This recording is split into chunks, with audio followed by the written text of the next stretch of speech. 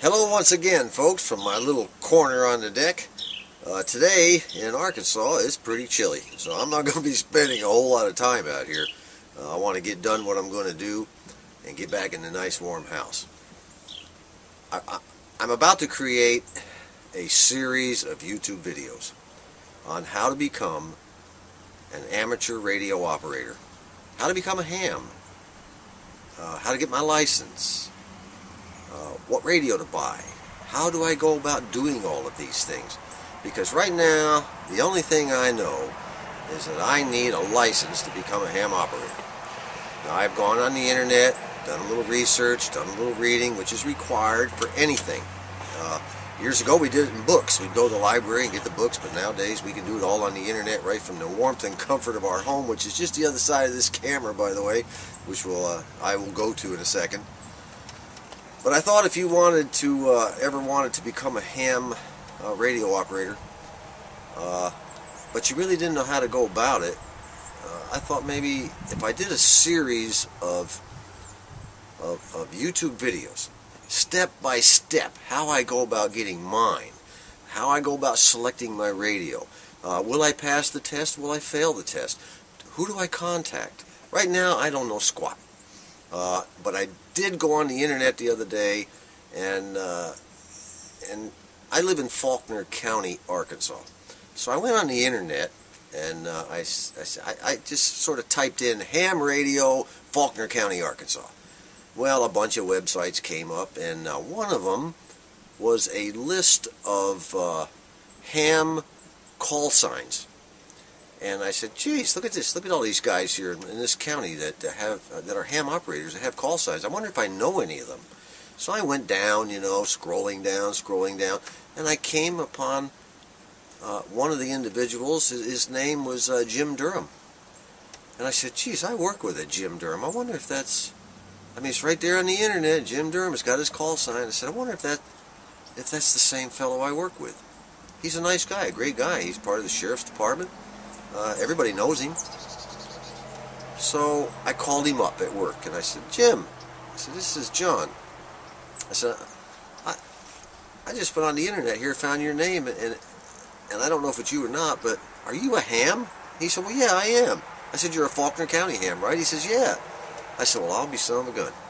Well, we got into a conversation, and this is the start. This is how I began. I just went to the internet and found some guy's name I knew in the county I lived, and I talked to him for a few minutes, and I said, are you a member of any club or anything locally? He says, yeah, the Faulkner County Amateur Radio Club. He said, I'm not very active right now. He said, matter of fact, I'm inactive. He said, I still pay my dues. And he said, they meet at a local barbecue place in town every Friday. And I said, well, I like barbecue. He said, yeah, you ought to go down if you're interested in becoming a ham. Drop in there on Friday and just walk in and say, hi, I'm John. I'd like to meet some people from the Faulkner County Amateur Radio Club. If there's anybody here eating barbecue. If not, you'll get yourself some barbecue, and the day will be great anyway. So I decided that's what I'm going to do this Friday. I went on the Antique Radio Forum, which I rely upon for a great deal of information. I talk to those guys all the time. Some of them are, the majority of them are really cool. The majority of them are really nice, but some of them are so intellectual that they've been doing these things for years and years and years, and they think everyone should be at the same level they are. And not all of them feel that way, but some of them do. And I hate to criticize those fellers, but some of them just don't have a lot of patience with a fellow like me. They don't have a lot of patience with newbies. They think that for some reason we should know things that we don't know. I'm sorry to disappoint them. So I moved over to a couple of other different websites for the purposes of my achieving my ham radio license, and I'll probably ask a few questions of those guys because they're more geared toward this sort of subject.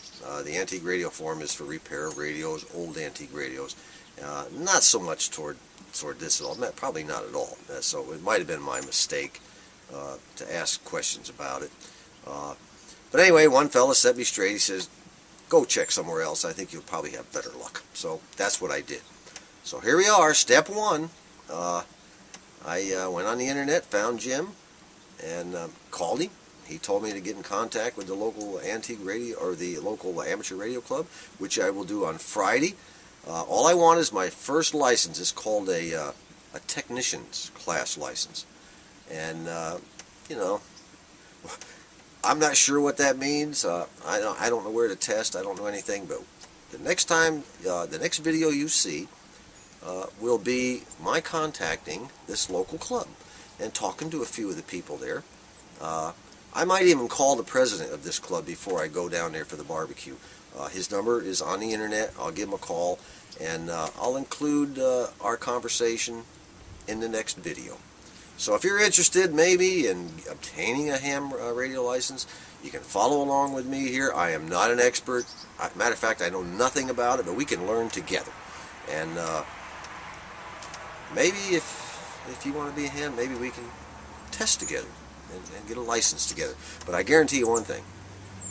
Whether or not you become a ham or not, if you follow this series of YouTube videos, you will learn how to do it.